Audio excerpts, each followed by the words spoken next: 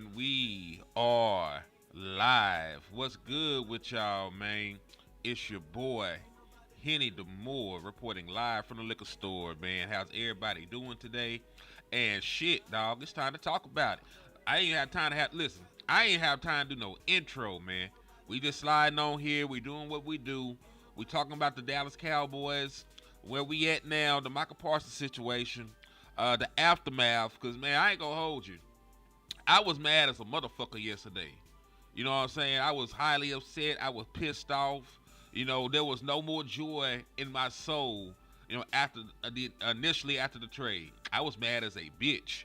But you know, after cooler heads prevail, man, you know, we still gotta play a whole season of football now, man. Like it's cool. I get it.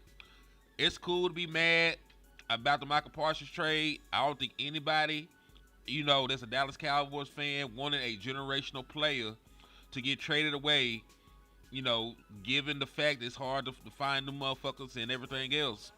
But, you know, it is what it is at this point, man. You know, it is what it is at this point. Like, Michael Parsons is gone. You know what I'm saying? And what is life like now? You know, this is just like when a family member dies, man. He said, take a shot. Man, listen, it's the liquor store, man. This is the liquor store. So listen, y'all slide on in here, man. Go get you a snack, get you a refreshment, get you a beverage. You know, you can pull up a little bit. Cause listen, it's Friday, but some of y'all gotta still take your asses to work. You know, some of y'all still gotta slide out to work. Some of y'all still got things to do. You know what I'm saying? So it's Friday for sure, but you know, we can't get sloppy drunk just yet. So have your mimosa or something, you know, pour you a little bit of wine and your orange juice or something, and we gonna rock out, man. He said, like Barton said, I can't pay the $5. But yeah, man. Go ahead, hit that like, hit that share if you care. Slap the fuck out of Eagles fan, cause listen, that's really the perfect timing for this shit, cause we mad as a motherfucker. What else is better to do when you're upset than beating on the Eagles fan, man? Than beating on the Eagles fan, knocking the Eagles fan aside their head. You know, cause we get to play them in about 6 days now. So all our frustrations that we got with the Dallas Cowboys, we can take it out on the Eagles, man. But Carl, man, salute to you. Ken's Pat Talk, salute to you, my guy. I really was hoping we would trade with y'all, get him out of the NFC and get Christian Barmore and some picks. You know what I'm saying? Now that would have been super gangster. My boy Real, Dak Owens. And listen, this is no mistake, man. Landlord's going to be in here in a little bit. You know, he had to, listen, business was slow. Like, he had to take time off yesterday to drop off a batch of undercooked ligaments. You know what I'm saying? Like, he had to drop off a batch of undercooked, undersized ligaments early this morning. So he's going to run a little late into the liquor store. But, you know, this is Cowboys Convos. And we just going to talk through this shit, though, man. But we going to play some clips and we going to talk about some shit, man. So this is Jerry Jones up there at the presser from yesterday. And he will talk about the standards and the criteria for being within the runnings to win the Michael Parsons sweepstakes. You know what I'm saying? So this is what he had to say. It's a little short, 20-second little clip. And we only picked teams that had room on their cap that could pay Micah, and we only picked teams that had top tackles, interior tackles, that we wanted to have any dialogue with at all about a trade. That was the criteria of trading. Top existing tackle that could come in here and play for us right now, this year. So, listen. All right, you know, yeah, Wes Gucci. Wes is great. Yeah, Wes is great, man. I'm gonna talk to Cuz when he wake up. You know, yesterday was a tense day. You know what I'm saying? I think that tensions were high, but Cuz is good, man. You know what I'm saying? Like, we got tough skin in the family. So, you know, like, niggas shit get rubbed the wrong way, but like, shit, at the end of the day, you know, them the peoples. You know what I'm talking about? So, he said KC won without Micah and the Eagles won without Micah. And they got great interior defenders. You know, like I heard somebody say, and I can't actually, credit who said it because I can't remember. But they said if you take a look at a team's, defensive tackles, they can tell you if they have a real chance of competing. And there's really no exception to that. You know what I'm saying? There's really no exception to that. When you look at the Eagles, they got Jalen Carter and they had Milton within the middle of that defense, and Fletcher, and Fletcher Cox at a different point in time, right? So they, check the box for defensive tackle. When you talk about, the Kansas City Chiefs, they've had Chris Jones for ages. Like Chris Jones got drafted when Dak Prescott came out. You know what I'm saying? And they've had, numerous other interior defensive tackles to help out over there. You talk about the Patriots. They had Vince Wilfork in the middle of that defense. You know what I'm saying? What's up with your killer, Kill? So, when you, I forget who said it, but they said when you take a look at a team defensive tackles, you know if they're a legitimate, contender. And as far back as I can remember, I don't really remember too many of the teams that won Super Bowls not having, great, defensive tackle play. Now, I'm not saying that we got that when we got Kenny Clark. I do like Kenny Clark the signing, but I'm not sure what I can get from Kenny Clark, this part of his career. But I do think, that he helps. He helps your defensive tackle room. Killer Kill. I done slept since then, Lo. You gotta tell me, who you is, where you're from, and why you tapping in. Cause listen, it's always an honor and a pleasure to have people slide into the liquor store. You know what I'm saying, Killer? But refresh my memory, cause I am getting a little bit older. I'm a little bit older like Kenny Clark right now. You know what I'm saying? So we done crossed paths before. Remind me of where I know you from. He said you have to go all the way back to Von Miller with the Broncos. And even then, I'm not necessarily thinking that they didn't have good defensive tackles. You know what I'm saying? Because there was a reason folks could not step up and escape from Von Miller. So I'm pretty sure that they had some solid defensive tackles over there. Now, did the Dallas Cowboys completely fix their defensive tackle problem? I don't know yet. You know what I'm saying? But what I am going to say is there are people lying on Kenny Clark right now. There are people just lying on Kenny Clark because they're only looking at PFF. And I'm a stat guy, but I'm here to tell you, stats without context don't mean shit. Just like the Bible says, faith without work is dead. Stats without context don't mean a thing. You know what I'm talking about? So, what was brought up to these folks? They were talking about PFF grades and, run stop percentiles and all that other bullshit. So, Damien, I don't know if this is a person worth mentioning because I don't know them Packer people. You know what I'm talking about? I don't know them Packer people. Yes, okay, I do remember Killer Kale. Thank you for sliding in, man. I do remember that. So shout out to the family, Killer Kale in the building, man. I do remember that exact conversation, man. So I do appreciate you for coming in and showing love, my brother. Israel, I see you sliding in too, man. And listen, if I say names, I'm gonna put your stuff up here too because for some reason, YouTube be having y'all names all jacked up now. For some reason, YouTube be having y'all names all jacked up now. But yeah, Carl, man, he was in camp. He was in camp. He was in the entirety of camp. So you ain't got to worry about that with Kenneth, with the boy Kenny Clay. He's ready to go. He's in football shape. You know what I'm saying? But we gonna be fair. We gonna talk about everything in regards to this. Damien, Bartonek said, let's talk numbers since the Jones' family believes Kenny Clark is the problem solver for their run defense issues, and apparently Michael Parsons did not help. Clark, 62nd in 2024, 62nd percentile in run stop percentage. 2023, 25th percentile in run stop percentage. 2022, 24th percentile in run stop percentage. PFF, via PFF, run defense grades since 2021. They said 54.7, 53.0, 61.2, 57.1. Right? So he is trying to insinuate that Kenny Clark is indeed not a good run defender.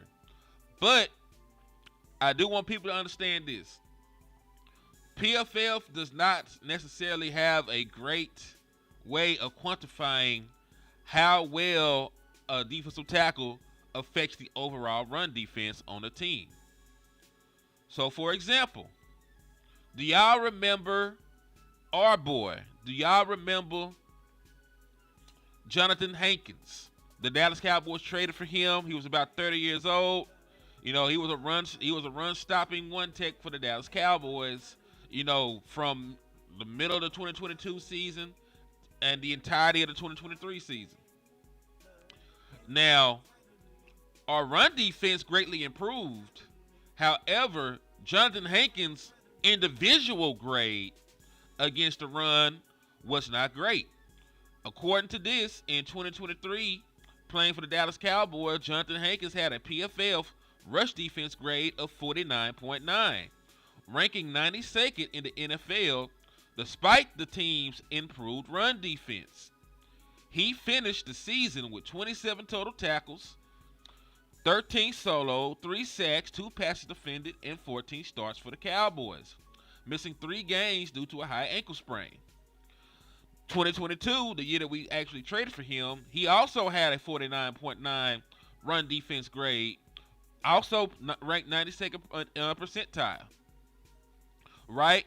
So Jonathan Hankins' individual run defense grade was not good for the Dallas Cowboys. However,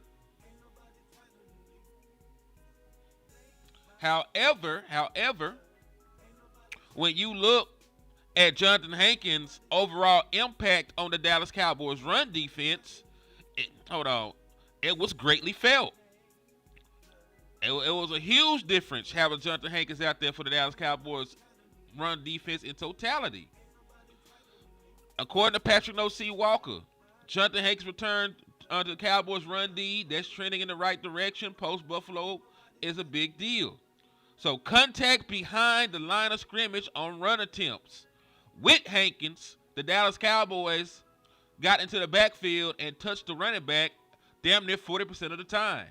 It was like a 60-40 split on them making contact, with a running back behind the line of scrimmage. So like 40% of the time, they were getting behind the line of scrimmage with Jonathan Hankins out there. It dropped off to 32.9% of the time when Jonathan Hankins was not on the field. Conversely, when Jonathan Hankins was on the field, the Dallas Cowboys only allowed 3.67 yards an attempt. When he was not on the field for the Dallas Cowboys averaged 4.53 yards a carry. So the Dallas Cowboys went from allowing under 4 yards an attempt when Jonathan Hankins was on the field to allowing almost 5 yards a carry when he was off of it. Jonathan Hankins was good for almost a yard per rush difference of a 0.86. And that's because, you can't really quantify that shit. Remember, we were almost a yard better on run defense with Jonathan Hankins, and Jonathan Hankins was, according to PFF, a bad run defender. So that's why I'm not putting a bunch of stock into the shit. Show me the film on Kenny Clark and his deficiencies in the run game. That's the point, though, John. I'm trying to say the stats don't mean shit. Like, those PFF stats don't mean a damn thing. That's the whole point I'm making, John. I think we on the same page. They're trying to tell us that Kenny Clark is not a good run defender because of PFF, but we had a bad run defender according to PFF, and our run defense was hugely impacted by him being out there. Like, he was a big upgrade for our run defense, despite the fact that PFF said he wasn't that good. You know, because if y'all are just now coming in, the reason that I am having this conversation is because people are trying to say that Kenny Clark is not good against the run based on PFF stats. However, we recently just lived through a defensive tackle having bad run grades and improving your run defense. Because remember, both years that Jonathan Hankins was here as a Dallas Cowboy, his run defense grade was under 50. However, despite being a lowly rated run defender, according to them, you got almost almost 4% more tackles and contacts on running backs in the backfield with him out there, and you were almost an entire yard better against rushing defense. So I'm not going to just look at PFF stats and say, oh man, we got swindled. Oh man, he can't stop the run. PFF said, no, fuck all that. We already lived through it. You know what I'm saying? Because one thing I have not seen is people show me on film that Kenny Clark cannot stop the run. If somebody do that and they break it down and they know what the hell they talking about and they say, listen, he did this, he was supposed to have did this, he's getting moved from the point of contact, he's not handling doubles well. If they did a film breakdown and showed X, Y, and Z, and that was the case, I would understand that. You know what I'm saying? I would feel it. But that's not what they've done. That's not what they've done at all. And I say that's cheap and that's surface level. You know what I'm saying? Like, how well did the Packers run defense operate without him out there? Right? If they were still a good or better run defense when he was off the field, cool. We can say he didn't stop the run. But this right here from Packers Total Access, right? And they were talking about why the Packers went from a bad run defense in 2023 to one of the best run defenses in the league in 2024. They had to credit Gary Cooper. He had 47 stops. They credited Rashawn Gary. He had 39 stops. Nickelback, Keyshawn Nixon had 36. Kayvon Bullard, box safety, had 31. And your boy, Kenny Clark, defensive tackle, had 28 stops on the season last year while playing through a bad toe and a broken toe.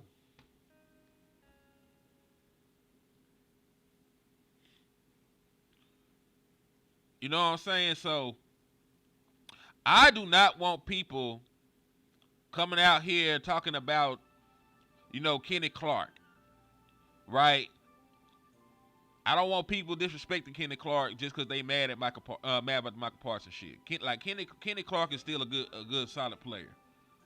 He's not Micah Parsons, but he does greatly improve the interior of your defense. He does. He does help the interior of your defense. And I don't think it's fair to just, discriminate against the kid because we upset about the Micah Parsons shit. You should evaluate Kenny Clark on his own merits as a player and as a person. He's a former first-round pick. He's a 3-time Pro Bowler.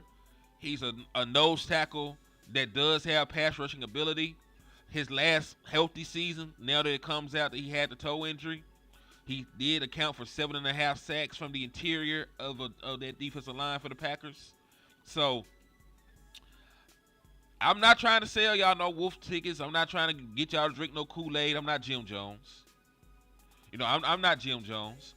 And I'm not trying to say this is the best run defender in the National Football League. That's not what I'm trying to articulate to you.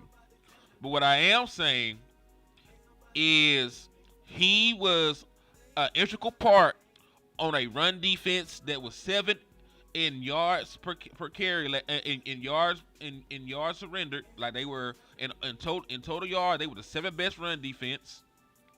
For yards per carry, they were the second best run defense. And he had 28 stops. He had 28 stops on that defense. He was one of the main contributors in the run defense by the numbers, despite the fact that PFF says otherwise. And as I pointed out, for anybody just now coming in, Jonathan Hankins was graded bad against the run as well. Let them tell it. Yet you were a yard better with him on the field, and you got tackles in the backfield and hits in the backfield at a much higher rate, when he was out there. So we're gonna do the film on said Kenny Clark. Probably do it tonight. We get an opportunity to jump on with Boss and chop it up with the boy about that shit. See we like what we see from Kenny Clark, because he listen. Even though he was hurt, he played last year. That's one of the beautiful things about it. Like, Kenny Clark played 17 games last year. He played in the playoff game. He played 17 games the year before that. He played in both those playoff games then. So Kenny Clark in the last 2 years had 17 games of regular season footage that you can break down and look at, and 3 games of playoff footage that you can break down and look at to decide if you like Kenny Clark or not. You don't have to just look, at surface level PFF numbers. You can go out there and look, at that shit. You know what I'm saying? What's up with your cool for 3? I think he will help. I agree, Queso. He's better than Mozzie. That's all we need to know. I mean, that is true. Like, and I think people are very hard on Mozzie Smith, but as of today, Kenny Clark is still a better defensive tackle than Mozzie Smith. And it's not one of those 3-tech, 1-tech things. Like, he's a 1-tech with pass rushing ability.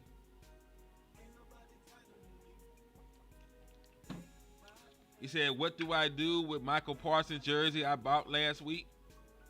Shit, donate it to somebody. Sell it. Do something.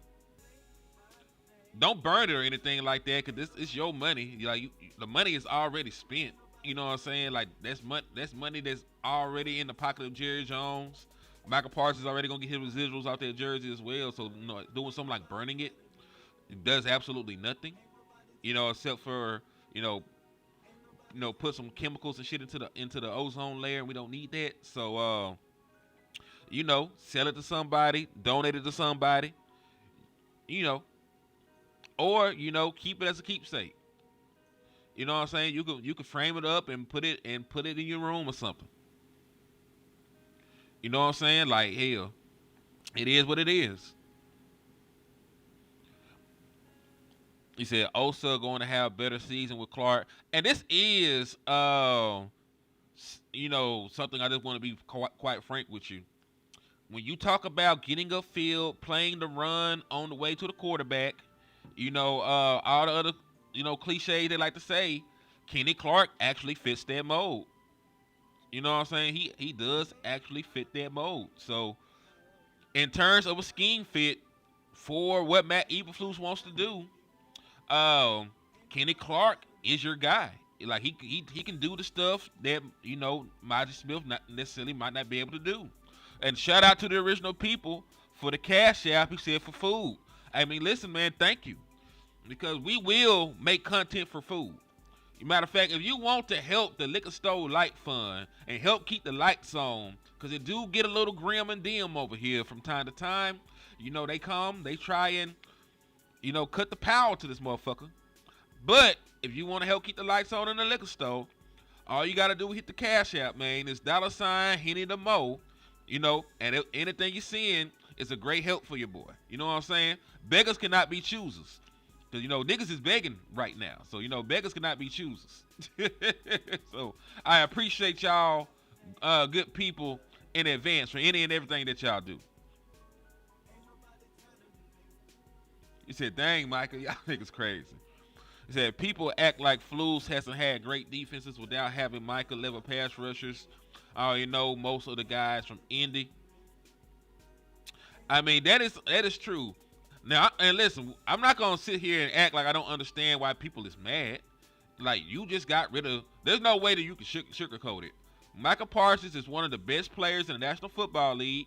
He's one of the best pass rushers in the National Football League. He's on a Hall of Fame trajectory, and you traded him away. He said, well, you shouldn't need us to cash app you now. You have a new contract with Green Bay. Junior Joe is funny as a motherfucker. I won't hold you. But that is a nigga in the trap. So, you know, we don't mind shooting them niggas over there. I ain't gonna hold you. But it is love, though. He said, Dwight Burrow, we gonna see. Yeah, so salute to Isaiah, too, though, man. I know as a Packers fan, like, this shit is probably like Christmas. You know, for a Packers fan, this shit is probably just like Christmas. You know, you're getting a young, you know, dynamic pass rusher. You've kept most of your core outside of Kenny Clark together. You know what I'm saying? So it's all good in Packer country. It's all good in Packers country. So I know y'all niggas happy as a motherfucker. Like, I'm not just ecstatic, but you know, I live with the shit, man. You know what I'm saying? Like, we grown. Like, bad shit happens to us all the time, and we gotta keep, you know, holding on and moving on, man. So, was it something I wanted? Fuck no. But now that it's happened, you know, we got to try and find a way to win. You know what I'm saying? We got to try and find a way to win and be successful without Micah Parsons here. With the players still under contract, with the players still in the building. Like, we can't punt an entire 17-game season. You know what I'm saying? Especially because we got depth at pass rusher. They ain't fucking with... Listen, and when I say that, they ain't fucking with a picture of Micah Parsons. But you still got Dante Fowler. You know, you're hoping that Sam Williams could take the next step because they were thinking that he could last year before we got hurt, right? You spent a second-round pick on Marshawn Nealon. You spent a second-round pick on Donovan Izaraku. You know what I'm saying? Like, you spent some capital in there to have good pass rushers, or at least people to put in there to rush the passer. You know what I'm saying? So even on paper, without Micah Parsons, while you don't have a true top-level pass rusher, you have a bunch of good pass rushers in the stable still. And that's, you know, without seeing if Donovan Izaraku is really him or not. You know what I'm saying? He said, you gonna do any raffles? I have no idea. I have no earthly idea. You know what I'm saying? I might, if y'all will support raffles, you know what I'm saying, I might do a raffle. Matter of fact, we're gonna see what's on your mind, man. Hold on. I'm gonna put a goal up. I'm gonna put a super chat goal up. If we get 10 super chats, we'll bring back raffles. And that's gonna tell me, you know, how y'all rocking and how y'all feeling. Because if y'all support this, I know you'll support the raffles. So if we get enough people to hit on the target, you know what I'm saying, then we'll bring raffles back. If not, then, you know, y'all have spoken. This is like I own the liquor store, but the shit like a democracy, you know, or a democratic republic, or whatever you want to call the shit. Like, we gonna hold a vote, or we gonna hold a court. You know what I'm saying? So if y'all want raffles, you know, y'all can go over there and y'all can send, you know, you can help us reach the super chat goal. If we hit the super chat goal, we'll bring raffles back.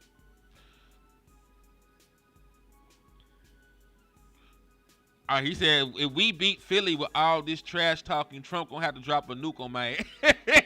They gonna just have to take my nigga out the game, though, man. Hey, I understand it, though. I would be talking grease as a motherfucker, too.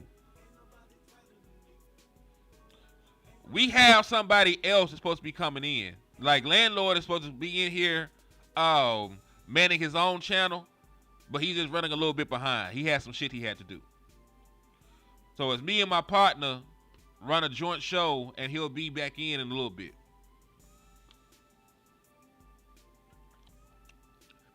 But I like that. I like that the algorithm is showing love because he found this motherfucker. He found both streams. You know what I'm saying? We don't have that many motherfuckers. Like Land got almost 8,000 people. I got almost 4,000 people. But you know, it's not like this is like ESPN or no shit like that.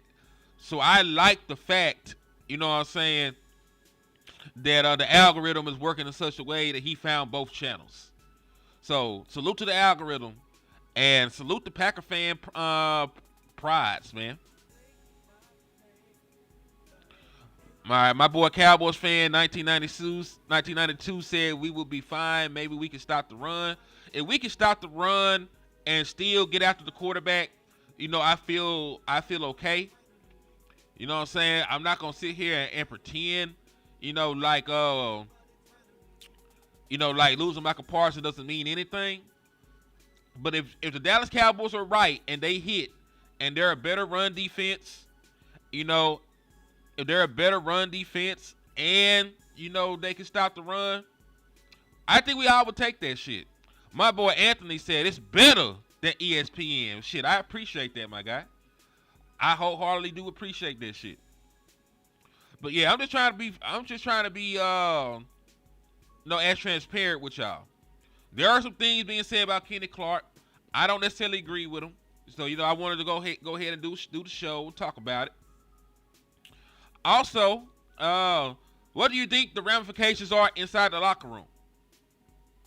Because listen, let's just have a complete, open, and honest conversation about this shit.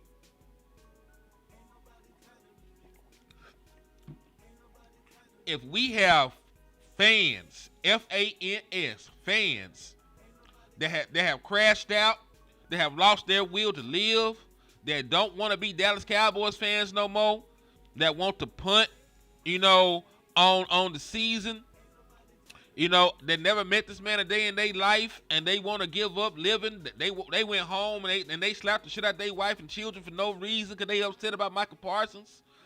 Imagine how the folks that actually like Michael Parsons in that locker room feels. Like, imagine how Trayvon Diggs feels. Imagine how CeeDee Lamb feels. Imagine how Cavonte Turpin feels right now. You know what I'm saying? If us as fans who have not met this man or spent no real time around him, right, have no real personal relationship with him, if we feel this strongly and we are filled with doom and gloom, how the hell do you think they feel? And they go to war with this man. They've had this man around their families. They've been cool with this man for the last 4 years, how long they been here. Michael Parsons and CeeDee Lamb them basically grew up together in Dallas. At this point, they've spent the last 4 years together. Trayvon Diggs and Michael Parsons are supposed to be best friends on this team. Like, they always together. They been super close. You know what I'm saying? So, if we crashing out about the shit, how do you think they feel about it? You know what I'm saying? And listen, like Cuz said, you're going to have to suck it up, Buttercup, because we got a game to play. That nigga in an entirely different jersey right now. He in an entirely different jersey right now. So you're going to have to do what you got to do. I know it ain't fair. I know. Hey, I know that's not what you wanted. I don't think that's what anybody wanted. But hey, Shotty, you gotta do some coaching. Cause man, this shit can go left so quick as a motherfucker. Like, this shit can go left quick as hell. Especially if we lose, we done traded Michael Parsons away, and we come out here, slow. We get embarrassed by Philadelphia or some shit. And we. Struggle and don't win against the Giants or some shit like that. I'm just saying, the shit can go left. So, the people that's supposed to be leaders in this locker room right now, Dak Prescott, you're going to have to hold your nuts. You're going to have to rally the troops, man. I know they always do some bullshit to make your life harder, to make your job harder. But, like you be telling us, man, that what they pay you for. They pay you to deal with the extra. They pay you to deal with the bullshit. That what you be telling me, my nigga. You know that what you be telling me, my nigga. So hey, best of luck to you. Shotty, you've been preaching about culture. Culture, culture, culture. That's all you talked about since you got here. Culture and competition. I already ain't seen no motherfucking competition. Let me find out you ain't got no culture either, my boy. Because you got culture, you can rally these troops, man. If you got culture, you'll be able to rally these troops. You'll rally these troops. You'll get them ready to play. You'll get them refocused. You know what I'm saying? You'll get them together. And listen, is this really a situation that you want to put a first-time head coach in? No. You didn't want this. You didn't want this distraction. You didn't want this to linger on as long as it did. You know, you didn't want to give him exactly a week to prepare and game plan. You know, without having Micah Parsons out there, this is not really what the situation you would have wanted to put Matt Eberflus in. I get that, but at the end of the day, you know, the day gonna end. At the end of the day gonna end. And tomorrow comes. And shit is what it is, man. You're going to have to figure that shit out. You know, you're going to have to figure that shit out, you know, at the end of the day. You still got games to play. You still got other players, you know, in the locker room to coach. You know, you still got other people that you need, you know, to rally and get the best out of, man. Here you were saying we was give snacked anyways with Micah. Listen, it's gonna be hard. It's gonna be hard to win with Micah Parsons here. It's gonna be even harder to win without him. You know what I'm saying? So really, the job don't change. You play one of the toughest schedules in the National Football League, and you're without your best pass rusher. But if it was easy, you know what I'm saying? If it was easy, we wouldn't need good coaches.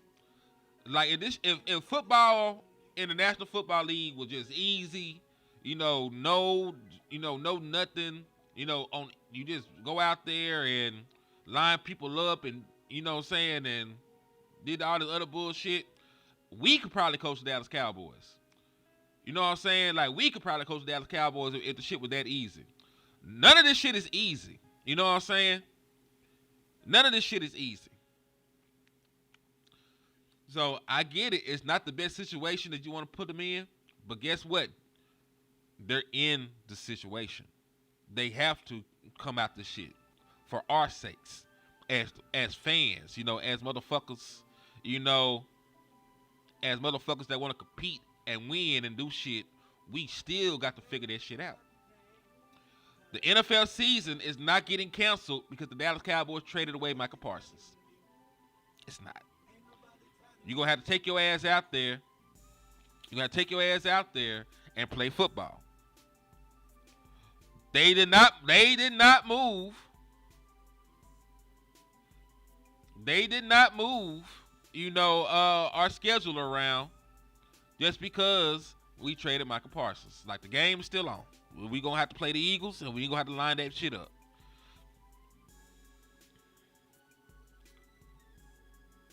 He said, my thing is you could have got more. Kenny Clark stats was his lowest last season. Is he on the decline? The defensive ends we have never done it under the lights. I have to see it first. I mean, there's nothing wrong with that. But to add context, right? To add context about the Kenny Clark stuff. Kenny Clark, you remember they started the year off playing on that horrible ass field in Brazil. What happened is Kenny Clark, was playing on that fucked up ass field in Brazil, and he fucked his foot up. He fucked his toe up. I'm gonna read the shit for you. 9 months later, it became clearer just why Clark felt so strongly at the time. He revealed Tuesday after a Packers OTA practice that he underwent surgery in January, shortly after the season, to fix a problem with his right foot after he said started in Brazil. Despite playing in all 17 regular season games plus playoff loss to the Eagles, Clark was bothered most of the season by a toe injury he sustained in the opener. He was listed on the injury report with a toe injury at several points last season. Clark said the injury occurred when he got his right foot stuck in the turf. And he really could have fucked that shit up, really. Hold on. Hold on. There's a cold chill coming down my spine right now, man. I don't know what the fuck. Oh my God. Is that what could it be, man? I feel this impending sense of dread and gloom and oh shit, it's Landlord, man. What's up, man? What's happening? What's happening, man? Hey, I woke up this morning and I just did a 360 on everything I said. I'm panicking. I'm finna. Hey, what? Micah is gone. What's going on? I'm just messing with you. What's happening, man? I woke up and here got a pill of reality. But nah, man, we good, y'all. We good. I promise. I'm really excited about the future, man. I am.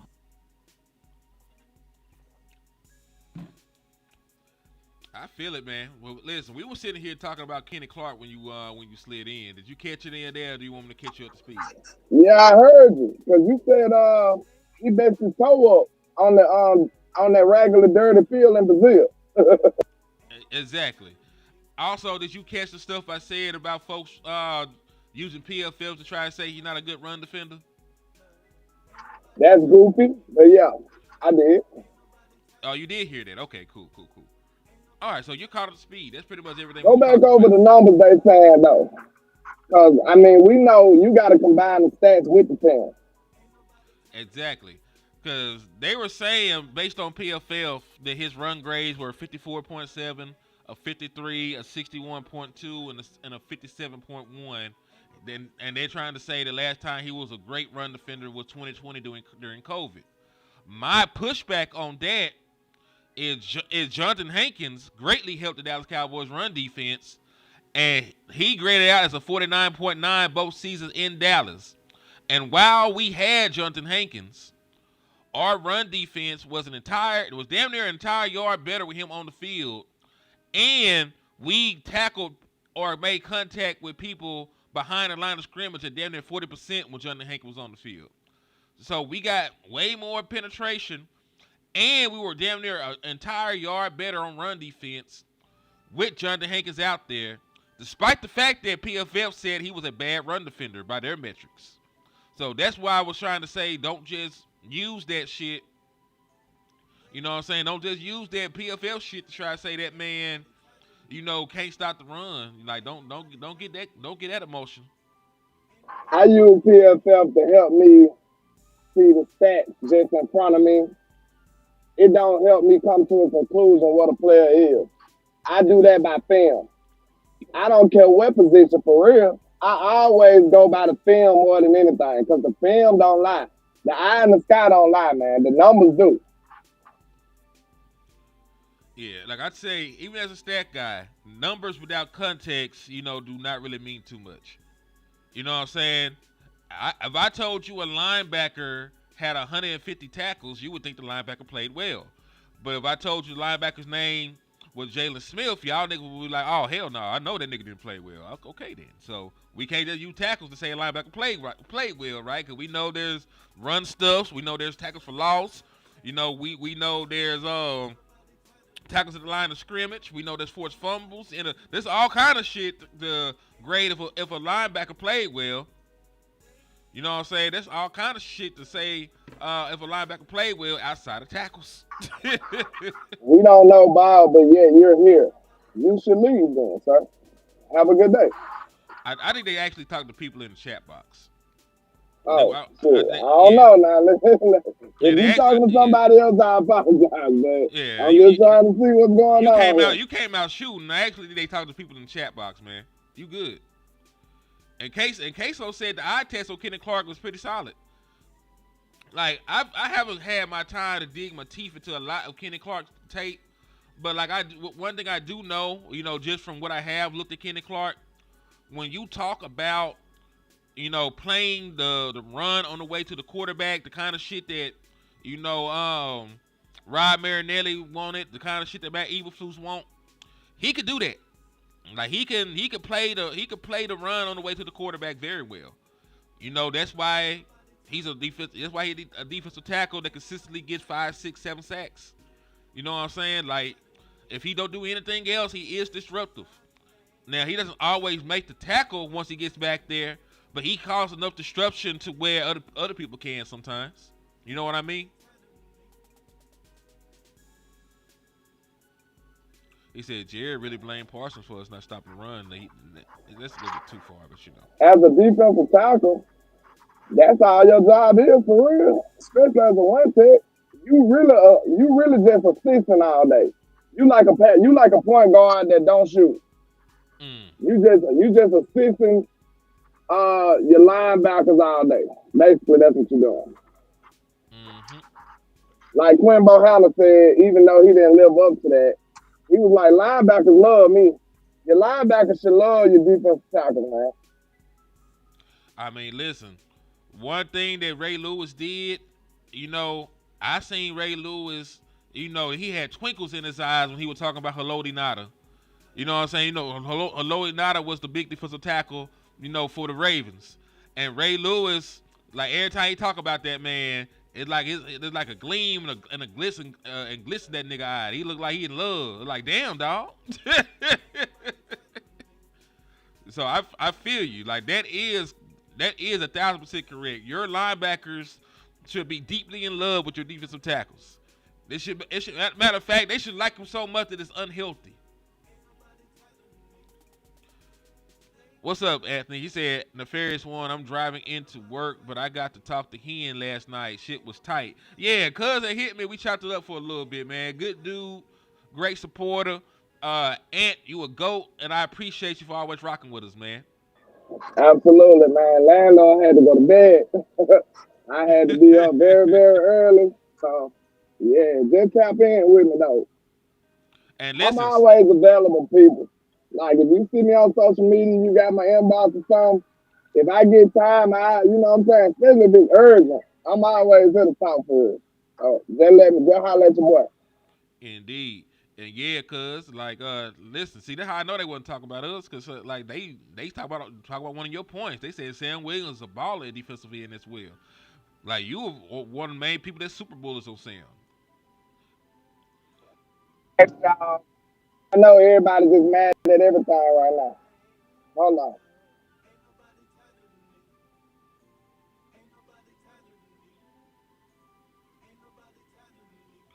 Yeah, Kenny Clark now gets sacks at the 1-tech position. Osa Odigizua gets sacks at the 3-tech position. Dante Fowler gets sacks at defensive end. Sam Williams, you know, in limited opportunities was a 4.5 sack guy. So if you up his production rate, he might be able to get up to 10, 11. You know what I'm saying? So it's not completely, it's not completely over. I'm not gonna act like I ain't gonna act like you ain't gonna miss the boy.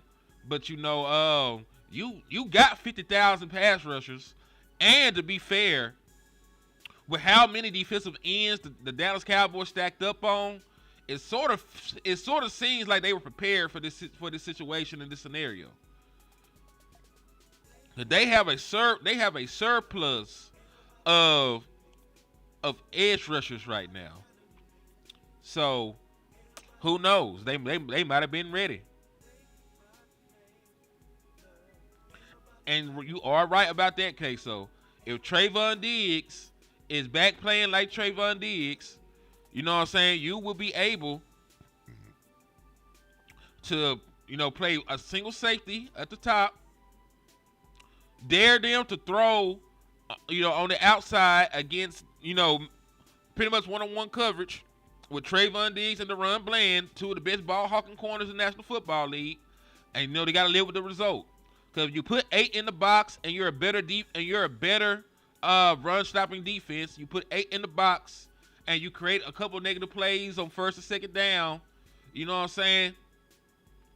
You can put them in situations where they have to test your corners. You have to win on first and second down. But if you're able to do that, if you play some 8-man fronts early, And you trust that even if they use play action, you got Trayvon Diggs and the run Bland back there and their ability to take the ball away, you might be able, to put them into some tough situations. You know what I'm saying? I'm not trying to sell you on this defense being the 85 Bears. You know what I'm saying? I'm not saying this is going to be the 85 Bears. I'm not saying this is going to be the Doomsday defense from the 90s Dallas Cowboys, Doomsday 2.0. I'm not saying it's going to be the steel curtain. But what I am saying, is the Dallas Cowboys, with the personnel that we still have, if healthy, and the scheme that we're planning on playing, should still be pretty solid. They should still be pretty solid. Because my doubts about the run defense aren't as big as they were. Like, I think we got better, against the run. How much better is yet to be seen. But you did improve that defensive tackle position. You did. You know what I'm saying? What if Micah actually play well too? What if Micah play well? A lot of people fighting for Micah. What if he actually is solid? And then you got Clark right there next to him. You got Osa that come in too. So like, man, we might be better than we expect. That's possible. Ain't no BTA, nigga. We bring belt, nigga. We bring belt. Talk about BTA. Ain't nobody whooping our ass, nigga. I don't give a fuck. I don't give a fuck if they traded Jerry Jones and Dak Prescott. We finna go out there and spank you motherfucking Eagles, nigga. I don't give a damn. Nigga, fuck that laying down and dying shit, nigga. We gonna pull the upset. Why y'all niggas full of Molly and Coke and champagne celebrating your weak ass Super Bowl? We gonna come in, put a motherfucker feet on your couch, fuck your hoe, and drink up your last Coke, nigga. That's how we coming. That's how we coming, man. Give a fuck about none of that shit, man. This still football, man. It's still a rivalry game, all that other shit. We ain't finna lay down and die. I ain't conceding shit. I ain't conceding the motherfucking thing. You gonna have to line that shit up and beat us, man. I don't give a fuck.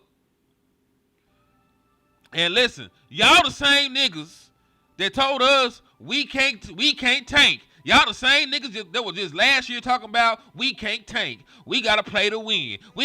And the season was fucking over. So listen. If y'all can't do, you can't have it both ways. If y'all was telling the Dallas Cowboys that you can't tank last year because we gotta try and fight and play every game to win and shit, you cannot then turn your ass around and give up on the motherfucking season because you lost one player, man. It's cool, you're upset, you're mad, but y'all niggas are fucking hypocrites if that's the case. If that's the case and that's how y'all niggas coming, and that's how y'all niggas coming, you're fucking hypocrites. Because I was trying to tank last year. Y'all told me, Henny, no. We can't tank. It don't do us no good, Henny. We can't tank. We got to win. Win for what, bitch? We had 1% chance of making the playoffs, and y'all niggas wanted us to fight and claw for survival. We ain't even played a game yet, and some of you motherfuckers talk about giving up. Fuck that hoe ass shit, nigga. If y'all didn't let me tank in peace last year, motherfucker, I ain't letting you give up on the season right now. Hell y'all niggas talking about. If I gotta sit through 17 games of this shit, y'all niggas do too.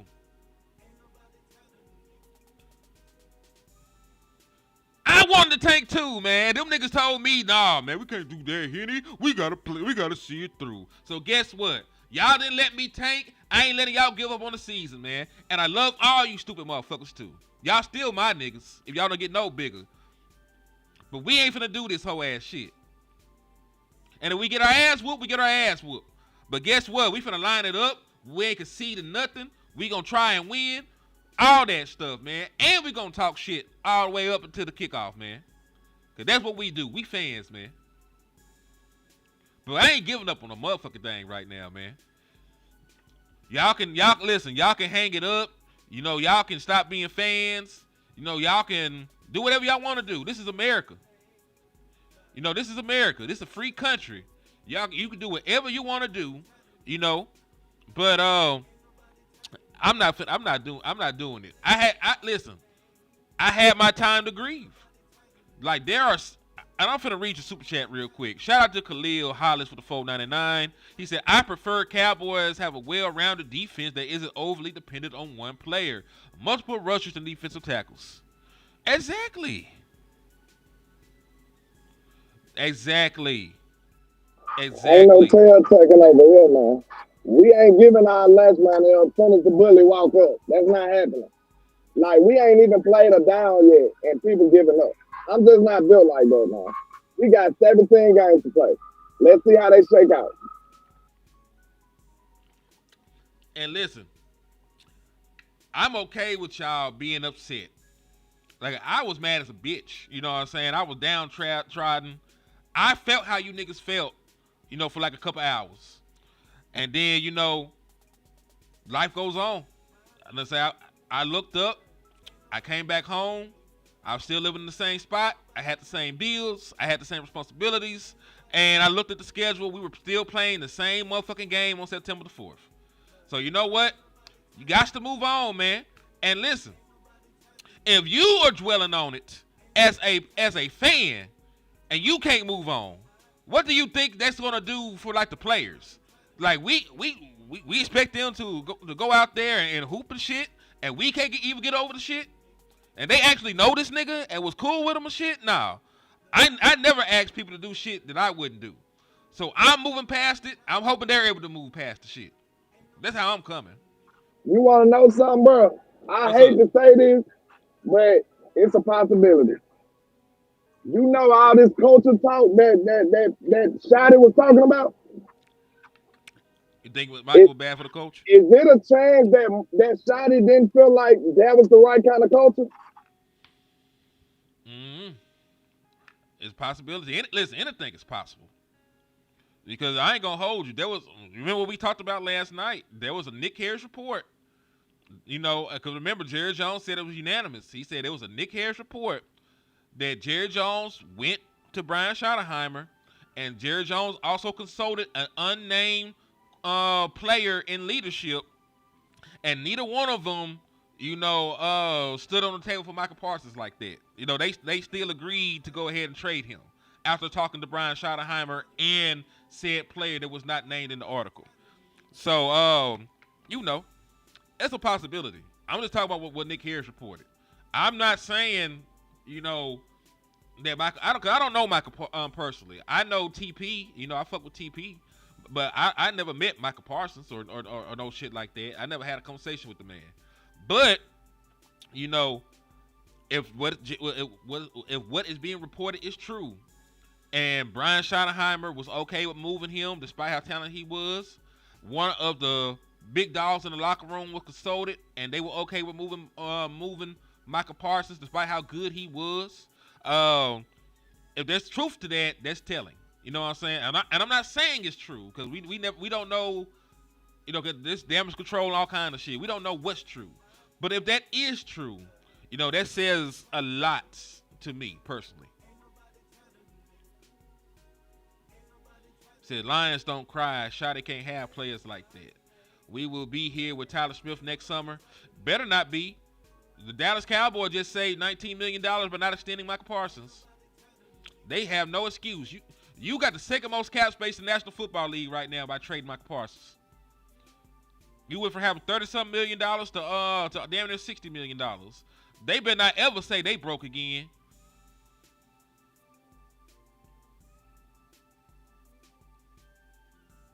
We NBA young boy, NFL young boy, never broke again, man. We got money now. So let's see what they do with it. We got to put pressure on Jerry and them to do the right things with it. He said, let your best player go. Changing the culture to win. I don't know. We'll find out, won't we? Like, we will know relatively soon if the Michael Parsons deal was the right thing. You know what I'm saying? Because listen, people are only going to look back on this shit if it don't work. Let's keep it 1,000. If this shit don't work, then this is the worst thing in the world. Because this is a result-oriented league. You know what I'm saying? This is a result-oriented league. If the trade works out in the favor of the Dallas Cowboys, they're able to extend George Pickens and extend Tyler Smith, and do all this other shit, and they're competitive, and they can flip those picks they got into other young star players, or they draft players well and all this other shit. We're not going to look back on this with the same kind of vitriol as we are right now. The only way that, for real, the only way that people look back on this shit is if the Dallas Cowboys don't use the draft picks well, don't extend, none of the players, none of they got this extra cap space. Like, that's when, you can just stand on the table and say this shit was not worth it. But, you got to at least give the shit a chance to work out. I still, like I said, I did not want Micah Parsons traded. I did not want Micah Parsons traded. But we got to at least see how the shit play out, before we continue down this path. He said, who is we, Gilly? Either Jerry and Steven gonna look dumb as fuck, or they gonna be brilliant with the season overtime. That's all I'm saying. I'm not saying you gotta like the trade, because I don't necessarily like the trade. But we still gotta give the shit time to marinate. You know what I'm saying? This shit like a pot roast. This ain't no TV dinner. You ain't gonna get instant gratification from this one. You're gonna have to sit this one out and see what the hell happens. You know what I'm saying? You're gonna have to wait and see. There's a possibility, Cowboys by nature, because let Jerry Jones and David Mulugeta tell it. They've spoken about other players that David Mulugeta, is agent over. They just weren't talking about Micah Parsons, and that's some crazy shit if you actually think about it. If they were actually talking, about other players, and they said over the course of the preseason. So Jerry Jones has spoken to David Mulugeta as soon as the preseason games, during the preseason games, or during the course of the preseason games and shit. And it just wasn't about Micah Parsons from what they were trying to say. So I have no idea what's going on with that, but they basically are trying to say, nigga, business is business.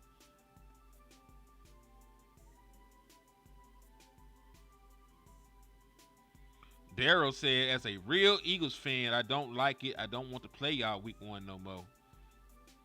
I'm not losing my job because I'm mad my homeboy got fired. Hold on. No, that's real shit, though. Because, hey, I love the homie. The homie. But these bills are mine alone. Yeah, these bills are mine alone, man. Hey, y'all, hold that thought. I gotta be a parent. Hold that thought.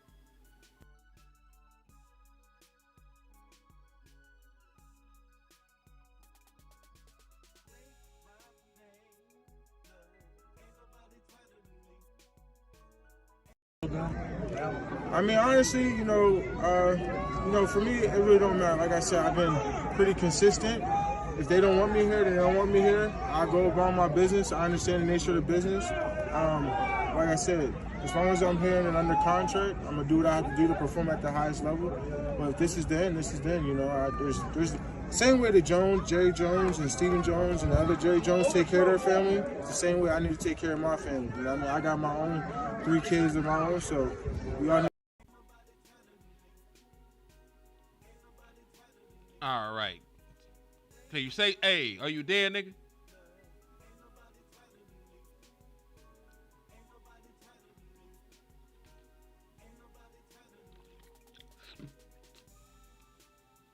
He said, that's why I never bought a Micah jersey. I knew he wasn't going to be there long.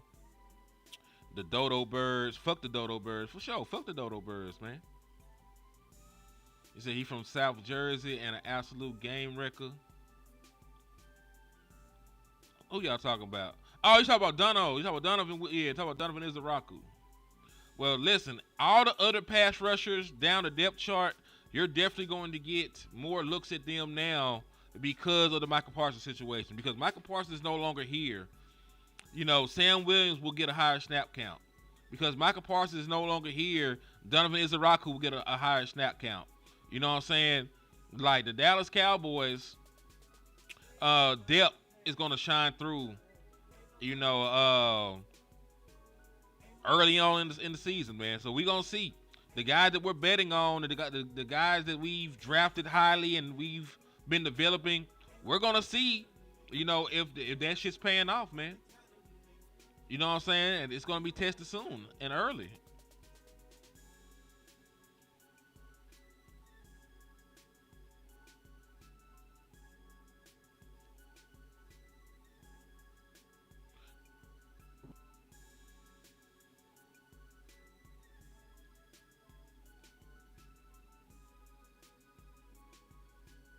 Well, we're trying to get West in here. I think the Wi-Fi must have done attacked Cuz early in the morning. He said, "Fuck Jerry Jones and Stephen Jones. Fuck up this organization with their dumb ass. It's not a winning formula, man." Yeah. Listen, I know everybody's mad, but we gonna have to focus. Like this is what I'm going to do to help y'all out. I'm not talking about the Michael Parsons trade after today. Today is the last day that Henny DeMoore is going to have a conversation about the Michael Parsons trade. We gotta set the tone our damn selves. You know what I'm saying? We gotta set the tone our damn selves. Today is the last day. Today is the last day that we will talk about Micah Parsons or the Micah Parsons trade.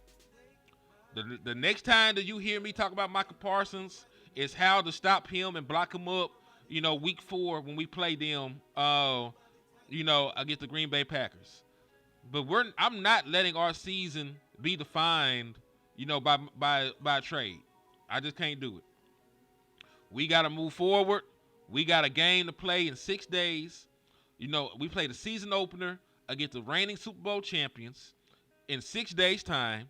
And we got to talk about that shit. Exactly. Cowboy execution. We're talking about the Eagles the rest of the fucking fucking time. Saturday to Thursday, we're doing nothing but Cowboys versus Eagles content. Nothing but Cowboys versus Eagles content. We got to get focused. We got to retool. We got to refocus, man.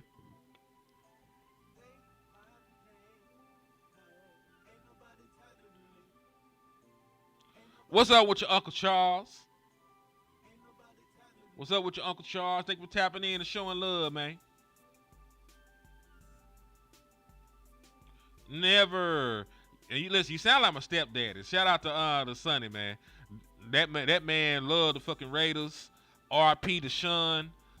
He loved them ragged ass Raiders as well. But nah, I got a lot of people that I love and I rock with that support the Raiders. It just I'm not gonna be one. Yeah, I ain't finna be one. Yeah, I'm not gonna do it. But you know, shout out to y'all. I only ever root against the Raiders when we play each other. You know what I'm saying? They're one of my closest partners. Teams. He's no longer with us. You know, like I said, I'm a stepdaddy team. So I don't just want them niggas to lose. You know, I don't root against them or no shit like that. But you know, I damn sure ain't finna become a fan or no shit like that. But salute to y'all. He said C.J. Gardner-Johnson gone. Hell, Darius Slay gone. Big play Slay is gone as well. And I think people undermine his importance to that secondary. You know, I know that the young guys came out here, you know, and you know, I know the young guys came out here and they did they thing last year. But you know, I think they're gonna miss Darius Slay. I think they're gonna miss C.J. Gardner-Johnson. I think regardless of the secondary, trying to guard CeeDee Lamb and George Pickens for 60 minutes, you know, is a tall order. So I like our chances against their secondary. Now with a defensive line wreck our game, you know what I'm saying?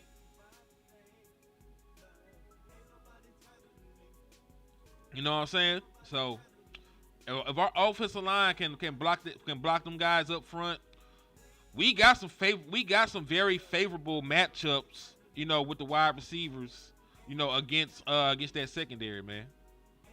We got some very favorable matchups.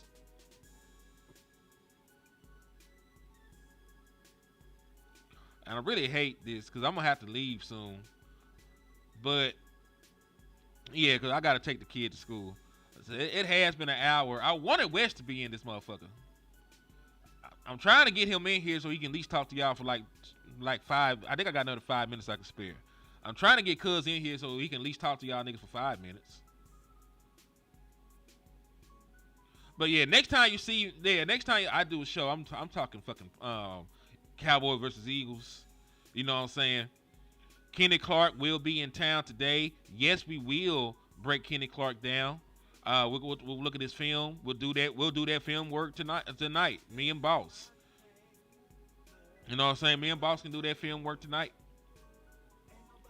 But yeah, man, thank y'all for sliding in. It's been over an hour of content. Started the show bright and early in the morning. I'll come back later on today to bring y'all some content. But God bless America. We'll do uncut. We'll do uncut today. I think I'll be free about 4 o'clock my time or some shit like that. But yeah, man, thank y'all for everything. Thank y'all for y'all support. If you want to help keep the lights on in the liquor store, hit the Cash App. But God bless America.